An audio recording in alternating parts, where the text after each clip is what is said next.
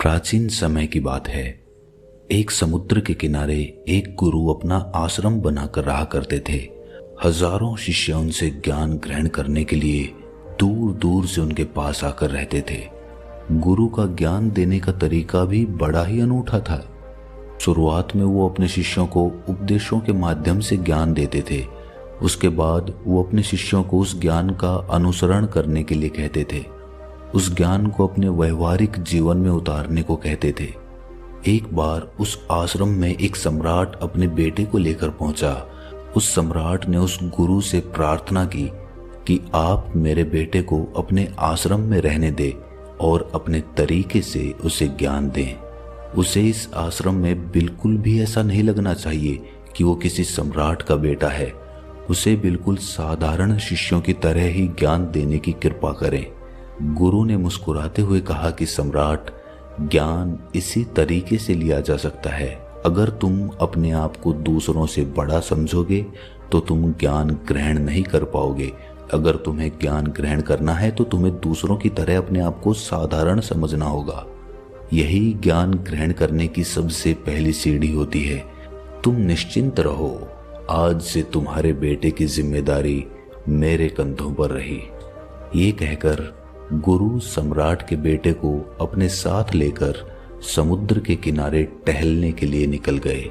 आश्रम के बाकी सभी बच्चे उस सम्राट को देख रहे थे।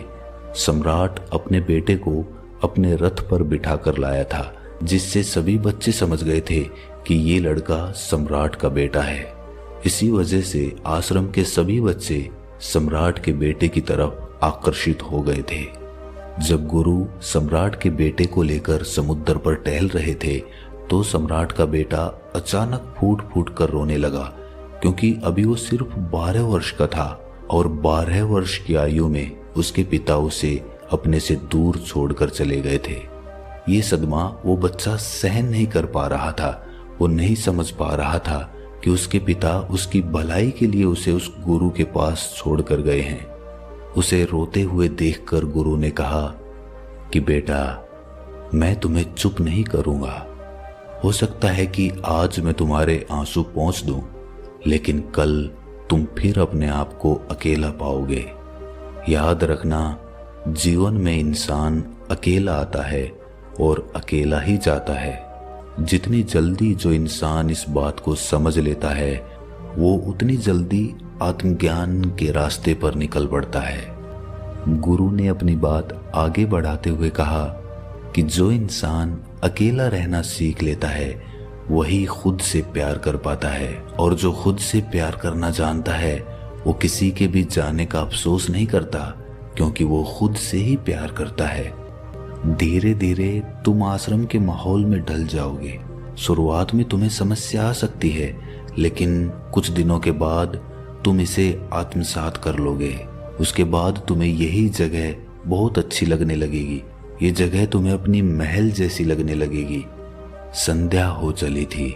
समुद्र के दूसरे छोर पर सूरज छिपने लगा था और अपनी लालिमा पूरे आसमान में बिखेर रहा था। बड़ा ही सुंदर दृश्य था और गुरु उस शिष्य को अपने साथ लेकर आश्रम में वापस लौट आए। उस शिष्य को भी थोड़ी सांत्वना मिली, क्योंकि गुरु की आंखों में एक अभूतपूर्व शांति झलक रही थी।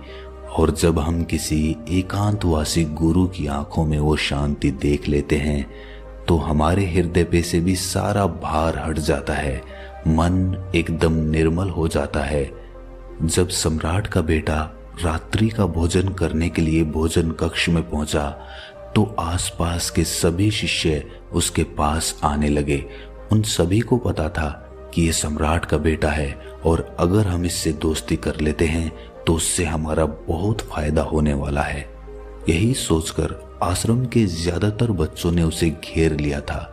बस कुछ बच्चे जो अकेले रहने का महत्व समझते थे, जो दिखावे में विश्वास नहीं करते थे, वो उस सम्राट के बेटे के पास जाने की बजाय अपना पूरा ध्यान खाने पर लगा रहे थे और एकांत में बैठकर अपना भोजन कर रहे थे।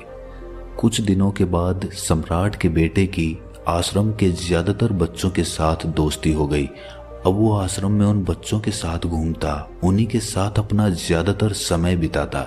आखिरकार सम्राट का बेटा था, सुख सुविधाओं में पला बढ़ा था। आसपास बहुत से दास और दासियां होते थे।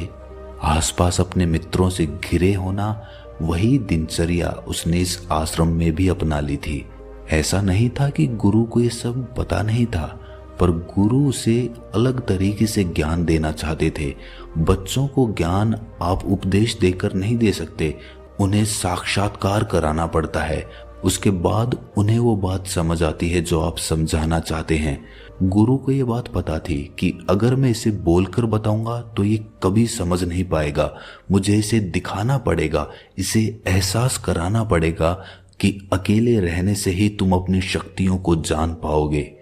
ये सीख देने के लिए गुरु एक दिन उस शिष्य को अपने साथ एक पहाड़ी की चोटी पर ले गए। पहाड़ी पर पहुंचकर गुरु ने उस शिष्य से कहा कि अब तुम्हारा ज्ञान पूरा हो चुका है, बस एक आखिरी रात तुम्हें यहाँ पर बितानी होगी। उसके बाद अगले दिन शाम को मैं तुम्हारे राजमहल में तुमको पहुंचा दूंगा। वो बच्चा तो ये सुनकर बहुत खुश हो गया कि अब मैं वापस अपने राजमहल चला जाऊंगा, फिर से मेरे दास और दासियां, सारी भोग की वस्तुएं मेरे पास होंगी। उस शिष्य ने गुरु से पूछा कि गुरुजी, मुझे आज रात आप यहाँ पहाड़ी पर क्यों छोड़ रहे हैं? आखिर मुझे कौन सा आखिरी ज्ञान यहाँ से मिलेगा? गुरु ने मुस्कुराते हुए कहा कि यहाँ पर चट्टान के पीछे तुम्हें छिपकर बैठना होगा। यहाँ पर रोज रात को एक बाज आता है, तुम्हें उस बाज को देखना है, बड़ी गौर से देखना है, हर गतिविधि देखनी है। और उस बाज को देखने के बाद अगले दिन अगर तुम उस बाज की खूबियां मुझे बता पाए तो मैं तुम्हें तुम्हारे राजमहल वापस भिजवा दूंगा।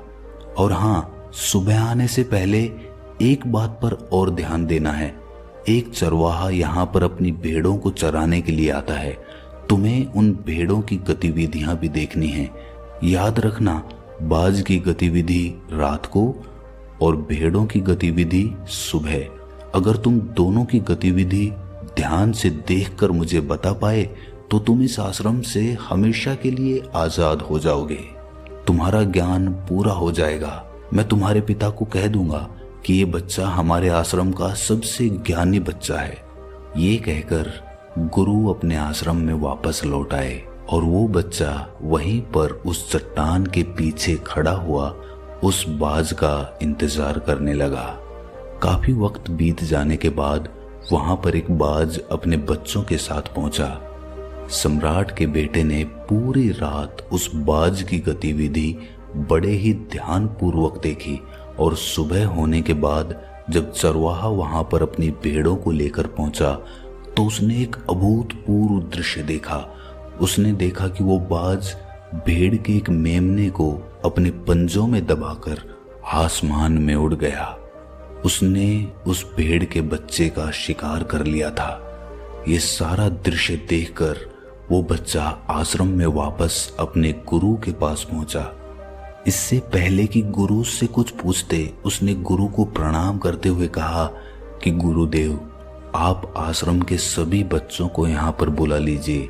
मैं सब लोगों को बताना चाहता हूँ कि मैंने क्या देखा।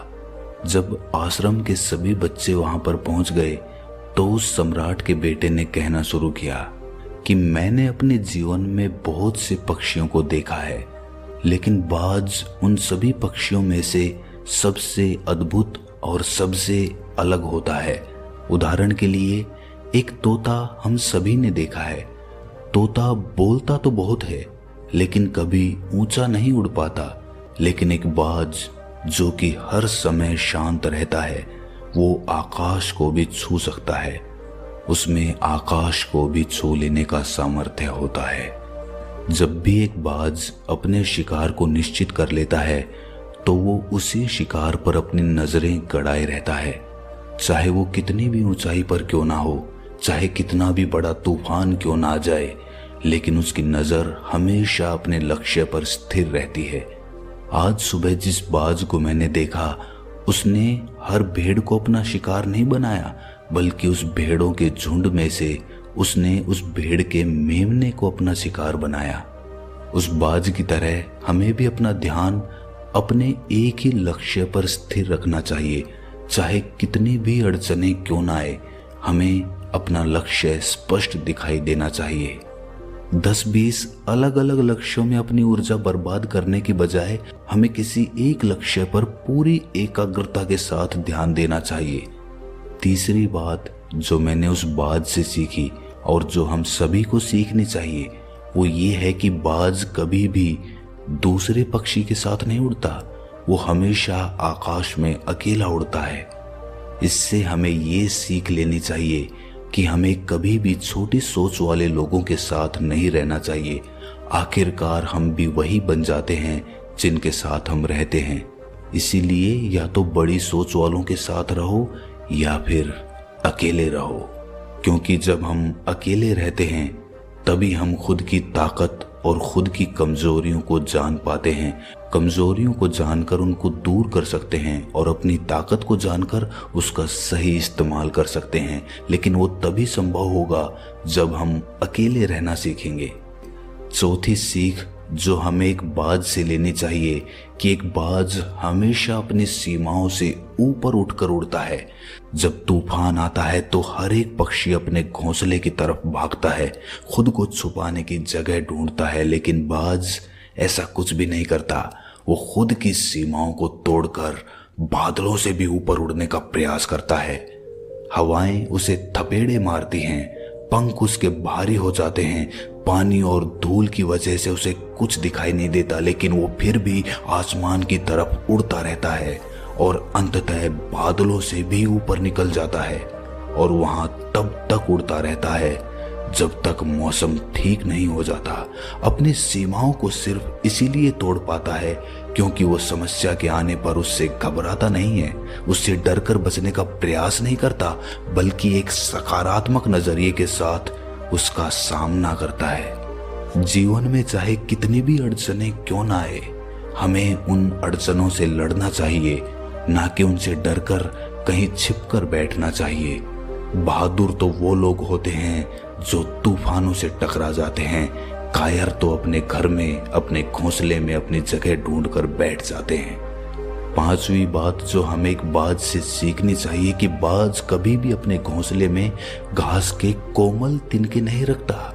जो तिनके कोमल होते जाते हैं वो उन्हें निकाल कर फेंकता रहता है। उसी तरह चाहे कितनी भी आरामदायक जिंदगी आपको मिली हो, लेकिन उस आराम से ऊपर उठकर अपने आलस्य को तोड़कर जीवन में मेहनत करते रहना चाहिए, जीवन में पसीना बहाना चाहिए, शारीरिक मेहनत करनी चाहिए। अपने घोंसले से कोमल तिनके उठाकर फेंक दो और आज ही अपने आलस्य को तोड़कर निकल पड़ो। हर दिन अपने आप को चुनौतियां दो, हर दिन मुश्किलों से लड़ो, क्योंकि वही मुश्किलें तुम्हें मजबूत बनाएंगी। जंगल के राजा शेर को भी झुंड बनाकर शिकार करते हुए देखा जा सकता है, लेकिन बाज हमेशा अकेला शिकार करता है, क्योंकि वो जानता है कि भीड़ हौसला तो देती है मगर साहस छीन लेती है। आदमी को हमेशा अकेले ही आगे बढ़ना होता है। यही कारण होता है कि वो जल, थल और नभ सभी जगहों पर अपने शिकार का परचम लहरा सकता है। बाज की उम्र लगभग 70 साल की होती है, लेकिन 40 साल में ही उसका शरीर बूढ़ा हो जाता है।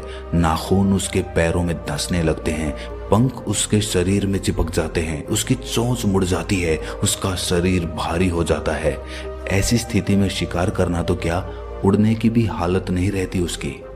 ऐसे में उसके पास सिर्फ 2 विकल्प होते हैं। पहला, या तो वो खुद की इस अवस्था को स्वीकार कर ले और भूखा प्यासा मर जाए या किसी दूसरे जानवर का शिकार बन जाए, और दूसरा विकल्प ये होता है कि वो 6 महीने एक बहुत ही दर्दनाक प्रक्रिया से गुजरे और खुद को फिर से पहले जैसा मजबूत बना ले। लेकिन बाज तो बाज है, वो दूसरा विकल्प चुनता है।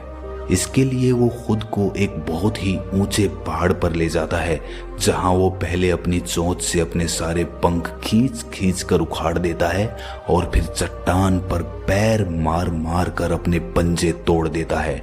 उसके बाद उसी चट्टान पर अपनी चोंच को पटक पटक कर तोड़ देता है और इस लहूलुहान अवस्था में खुद को दूसरे जानवरों से छुपाता फिरता है। अगले 6 महीने तक वो इसी दर्दनाक प्रक्रिया से गुजरता है और इंतजार करता है नई चोंच, नए पंख और नए पंजों का। तब फिर वो अपनी नई जिंदगी शुरू करता है और निकल पड़ता है अपने शिकार पर और अगले 30 सालों तक फिर से राज करता है। इसीलिए समय आने पर हमें भी अपनी पुरानी आदतों को छोड़ना पड़ता है और कुछ नया सीखना पड़ता है। समय के साथ बदलना पड़ता है, अपने आप को तैयार करना पड़ता है, वरना हमारा भी शिकार हो सकता है, हम भी पीछे रह सकते हैं। इसके बाद सम्राट के बेटे ने भेड़ों की विशेषता बताते हुए कहा कि भेड़ हमेशा झुंड में चलती है, उन्हें झुंड में एक साथ चलने से हिम्मत मिलती है, लेकिन जैसे ही उन पर शिकार होता है वैसे ही वो भीड़ तितर बितर हो जाती है और उस पूरी भीड़ में से एक भी भेड़ अपने साथी की मदद करने के लिए वापस नहीं लौटती। इससे हमें ये सीख मिलती है कि हमारे साथ कितने भी लोग खड़े हों, किसी पर भी यकीन नहीं करना, यकीन करना तो खुद पर करना, क्योंकि बुरा समय आने पर वो भीड़ कब तितर बितर हो जाएगी आपको पता ही नहीं चलेगा। गुरु को प्रणाम करते हुए सम्राट के बेटे ने अपने गुरु से कहा कि गुरुदेव, अगर मुझसे कोई सीख रह गई हो तो कृपा करके आप बताने की कृपा करें। गुरु ने सभी बच्चों को संबोधित करते हुए कहा कि ये सभी बातें जो अभी इस बच्चे ने बताई है सब सही है, लेकिन ये सारी खूबियां आप लोगों में तभी पैदा हो पाएगी जब आप अकेले रहने का अभ्यास करेंगे। आपने देखा होगा कि बाज कभी भी किसी दूसरे पक्षी के साथ नहीं रहता, ना ही किसी के साथ अपनी जोड़ी बनाता। वो आसमान में अकेला उड़ता है और अकेला उड़ने की वजह से वो अपनी ताकत और अपनी कमजोरियों को जान पाता है। इसके बाद गुरु ने अपनी बात खत्म करते हुए कहा कि मैं आज रात इस सम्राट के बेटे को इसके राजमहल में छोड़ने के लिए जा रहा हूं, क्योंकि इसकी सीख यहाँ पर पूरी हो गई है। और ये कहकर गुरु उस सम्राट के बेटे का हाथ पकड़कर राजमहल की तरफ रवाना हो गए और बाकी के सभी बच्चे उन्हें पीछे से जाते हुए देखते रहे। तो दोस्तों, कैसी लगी ये कहानी आपको? कमेंट सेक्शन में ज़रूर बताना, और अच्छी लगी हो तो इस चैनल को सब्सक्राइब करके नोटिफिकेशन बेल को ज़रूर प्रेस कर देना। तो मिलते हैं अगली कहानी में, तब तक के लिए अपना ख्याल रखें।